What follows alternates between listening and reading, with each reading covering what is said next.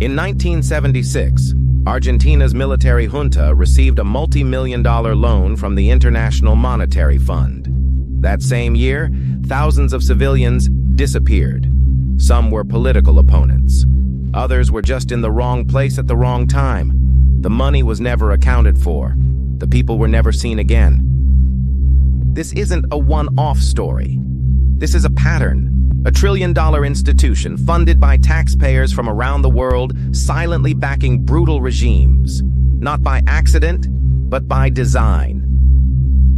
Crooked Stories presents the IMF's Dirty Money, How It Funds Dictators Around the World. To understand the International Monetary Fund, or the IMF, you have to understand its origin story. It was founded in 1944, right after World War II, at a fancy resort in Bretton Woods, New Hampshire. The goal? Prevent another global depression. Promote economic stability. Noble, right? But behind closed doors, the IMF's mission quickly morphed into something else: control. Today, the IMF lends money to countries in economic crisis, but the loans come with strings, and the strings come with sharp hooks. Our programs are aimed at restoring macroeconomic stability through structural reforms. That's code for austerity: slashing public spending, selling off state assets, cutting subsidies for food, gas, and education. The IMF pressured Argentina to cut its budget in the middle of a recession. Unemployment soared. Riots broke out. The economy collapsed. One woman set herself on fire in front of the presidential palace in protest. And yet the IMF kept lending. Not to the people, not to the victims, but to the governments that caused the mess, and sometimes to regimes that made it worse. Let's talk about Indonesia. Under Suharto's dictatorship, over 500,000 people were murdered during his rise to power.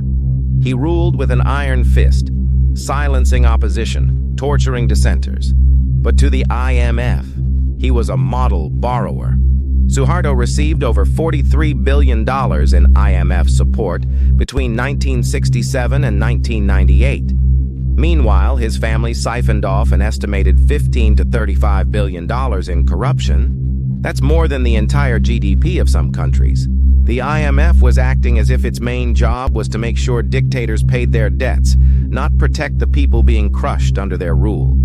In Zaire, now the Democratic Republic of Congo, the IMF funneled millions to Mobutu Sese Seko, a man so corrupt his name became synonymous with kleptocracy. He embezzled roughly $5 billion while the IMF looked the other way. And in Egypt, the IMF praised President Abdel Fattah el-Sisi's economic reforms, while he jailed over 60,000 political prisoners and cracked down on press freedom. This isn't just complicity, this is enablement. The IMF doesn't just fund dictators, it stabilizes their grip on power. Here's the kicker. IMF loans don't just disappear into a dictator's offshore account. A huge chunk goes straight back to Western banks. The IMF operates like an international collection agency, bailing out rich lenders, not poor nations.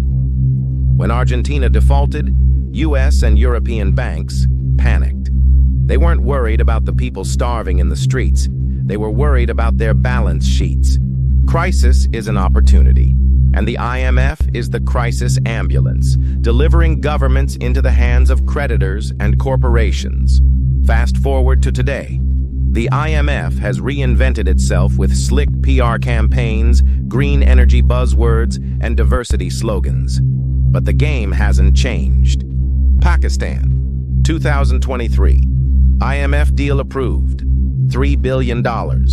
Within weeks, fuel prices shot up. Electricity costs doubled. Schools and clinics shut down. Sri Lanka, 2022. Economic meltdown. IMF loan approved, but instead of canceling predatory debts, the IMF demanded more austerity in a country already reeling from hunger and protests. And in Ukraine, even during war, IMF loans are conditioned on cutting pensions and privatizing state-owned enterprises. War is no exception. The IMF doesn't fund countries. It funds compliance. It doesn't protect democracies. It protects markets.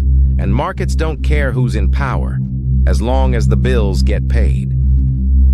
For decades, world leaders and elites have called the IMF a stabilizing force. But the truth is darker.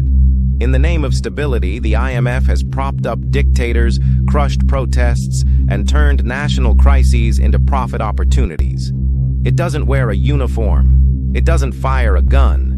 But in country after country, it leaves a trail of devastation. Quote, John Perkins, author of Confessions of an Economic Hitman.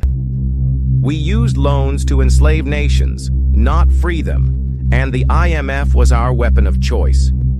The next time you hear a government announce an IMF bailout, don't think rescue, think ransom. Because in the world of crooked money, even salvation has a price.